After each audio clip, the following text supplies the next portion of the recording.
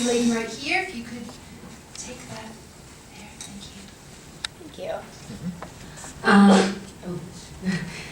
Terry, how does your religious science tie into your organization and your beliefs tie into your organization? Thank you.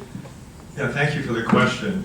When we're working with veterans, especially veterans that have been in combat, and in our facility we worked with veterans from all generations. We actually even had 2 World War II veterans that became homeless and had to live in our facility for a while, all the way up to the Iraq and Afghanistan veterans, and our youngest one there was 22. So we've ranged in age from 91 to 22. And one of the things that was really disturbing to me when I first started working with veterans is we would send them to the Veterans Administration, and they would have a primary care doctor, and if they had post-traumatic stress disorder, if they had traumatic brain injury, if they were experiencing depression or anxiety, the thinking at that time has changed a little bit in the last couple of years, was to medicate people, and sometimes medicate them very heavily. We knew that wasn't working, because here we were sitting with veterans and we're saying, we want you to take advantage of the service and support in the community and the service and support in our facility to help you get your life together. But so many of these veterans were so over-medicated, I mean, they couldn't really function. So we have to find other ways to encourage them to use their belief systems and to understand how to work with their problems and issues. And I find that New Thought or Science of Mind thought can really help with that, especially in terms of getting an individual to think, I really am the master of my own fate. You know, I don't have to be a victim to the circumstances that I went through in life. Many of the veterans that come into our facility, even before they ever got into the military, encountered really, really difficult issues in life.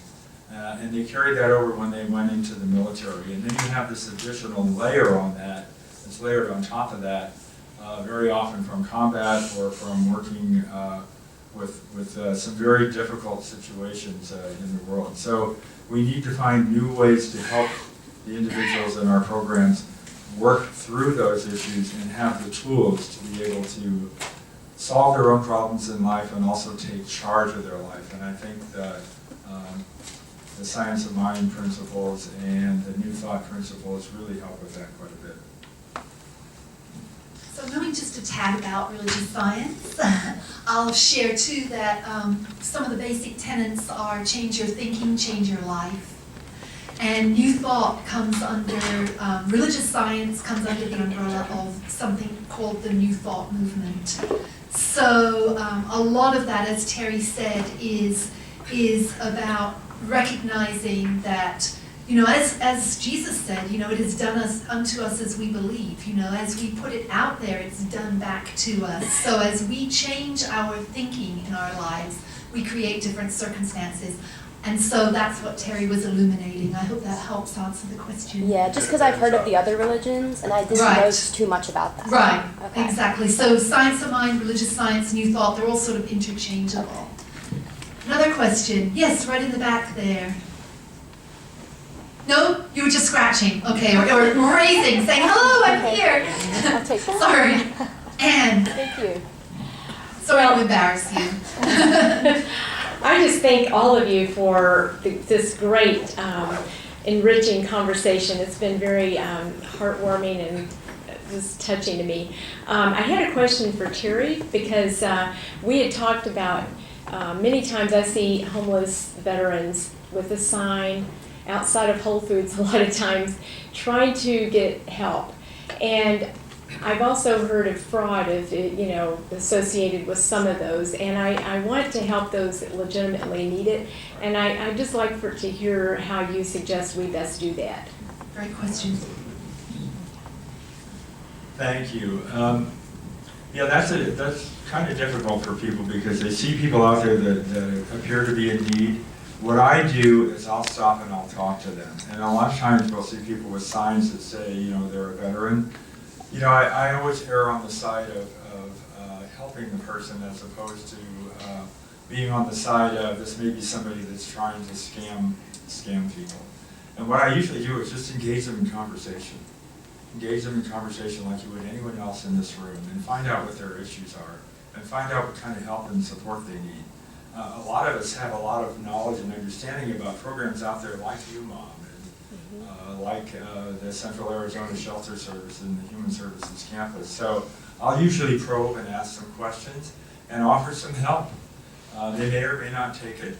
And some people are very independent, and they don't, they're reluctant to go into programs and so forth where they feel like they may lose some of their own individual autonomy, if you will. So they're more independent and kind of work on their own. But I always want to err on the side of helping an individual that's in distress, as opposed to assuming that someone out there doesn't need help.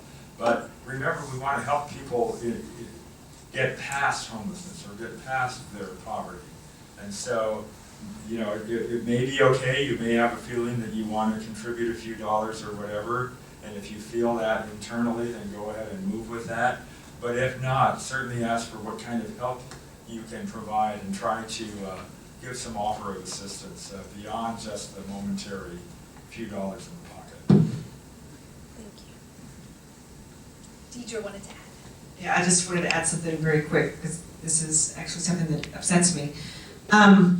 So I think that we spend a lot of time today trying to determine who has legitimacy in their need.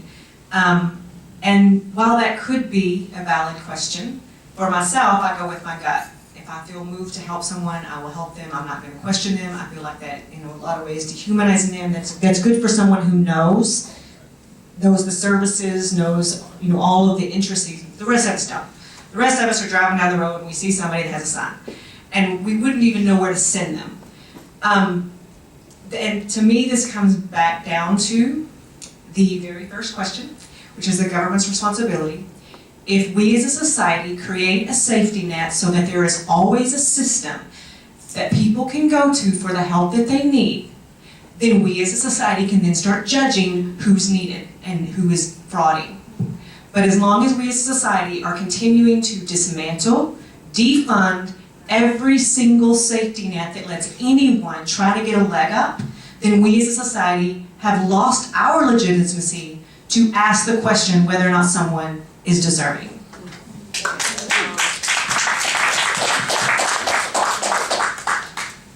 Ed.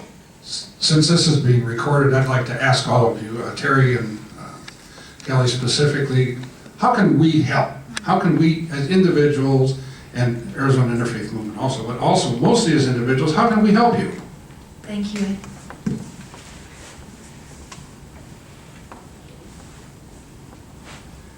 If you haven't visited a homeless shelter, if you haven't been to UMOM, would invite you to come down. Often to be able to put stories and faces on the statistics will move people.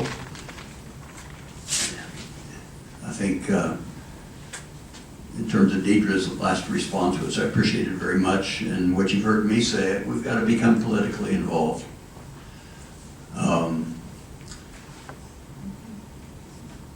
Because the primary question right now, in terms of the issues that we've raised here, is whether or not the government has a role to play in supporting those who are being marginalized. And there are people who believe, hold on to the ideology that people ought to pay their own way. Now, if that's where you are, then keep voting them in power. If it isn't, then become involved politically.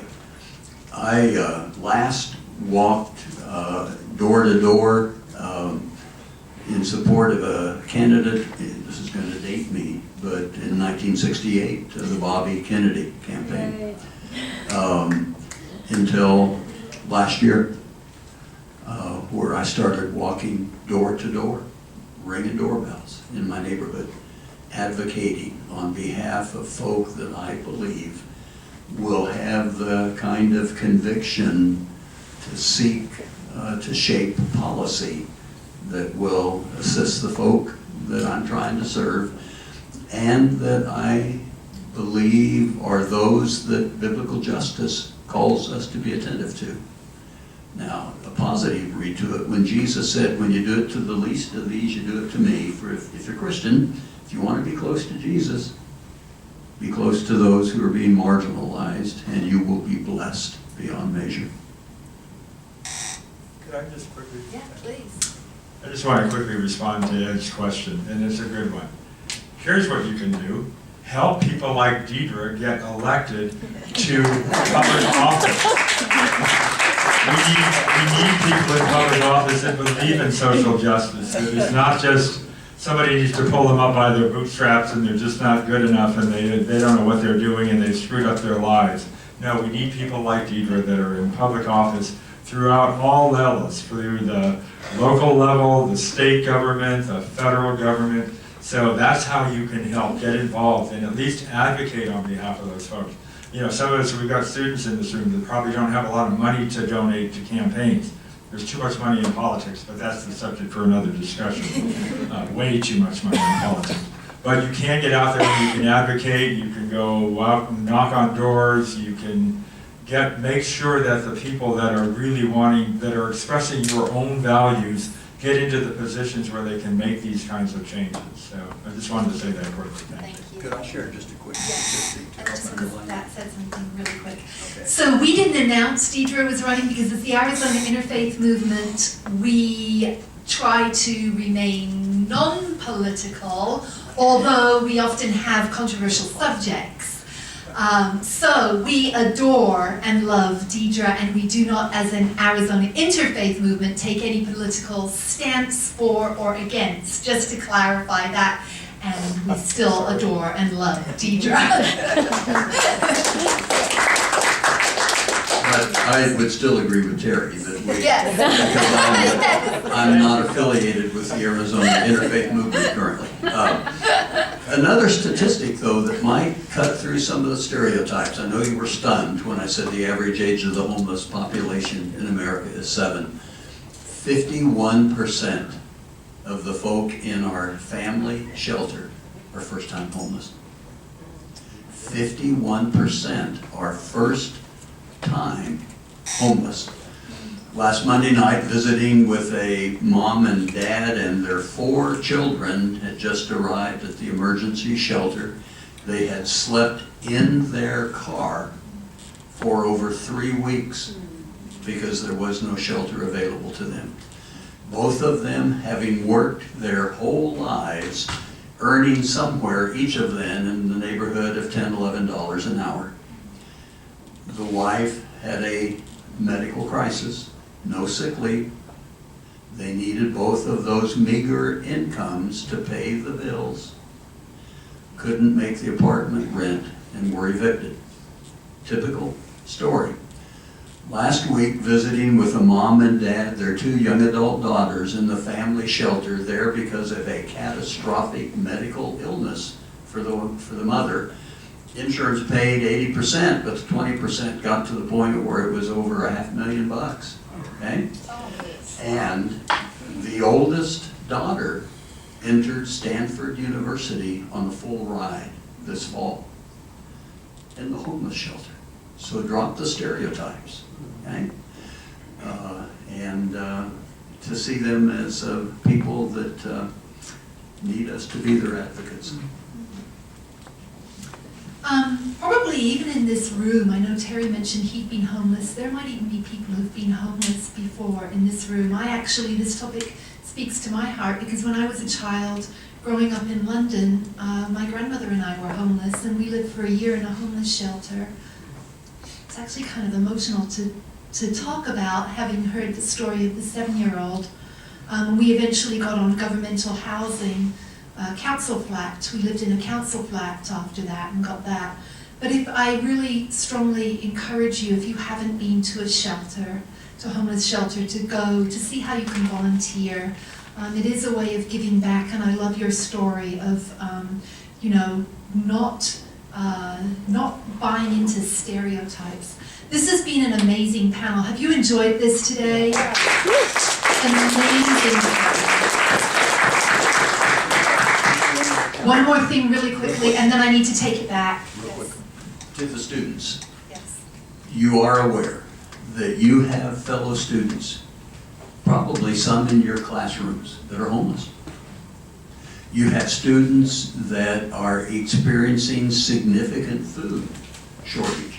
You probably have a food bank at Arizona State. You don't, you ought to have. And these are students that are embarrassed or shamed to let their folks in on it, but all of the money that they've got is going toward tuition or tuition and housing, and toward the end of the month they are experiencing food shortage. So if you want to get connected and involved, look to your own university community first, and you can make a difference. I'm gonna get to you, James, but before, because I know you're kind of like, oh, now it's over, we do have a couple of other things to tell you about, and they're really super exciting events that are coming up, so please stay for those. James, you had something? Yes. Just to tag on to medically marginalized, I want to point out we have a guest today, Catherine Amiot, who's the executive director for the Mission of Mercy. And for those of you who don't know who the Mission of Mercy is, they save lives every day of the week with their mobile medical clinics that go around and serve our community for the people who do not have medical insurance. Thank you.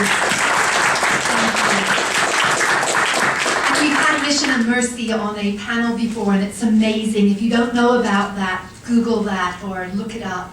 Larry, you're going to tell us about a couple of things coming up, and then I want to take it back to tell them also about November 16th, if I may, at the very end. Yes. Dee said, most problems in the world are due to lack of information or lack of communication. Did I? Deedra. Deedra, I'm sorry.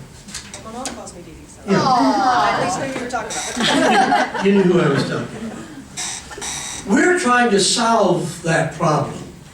And we have an event coming up on November the 2nd that you can actually set across from a Hindu, a Sikh, religious science, a Muslim, a Christian, a Buddhist, a humanist, an atheist, and let them tell you what they believe. It's a lot better than reading about it from somebody that doesn't know what somebody else believes. So, we invite you to that event. It's free of charge. And this wonderful, beautiful community, the Sikh community, provides a meal for us.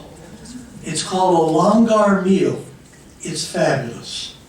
And we'll have 500-600 people there, and if you come, we'll have 800. So I've got a little thing right here that tells you all about it, especially students. It's a wonderful opportunity. So just pass them around, make sure everyone gets one so you know all about it. And thank you, panel, for this outstanding time of information.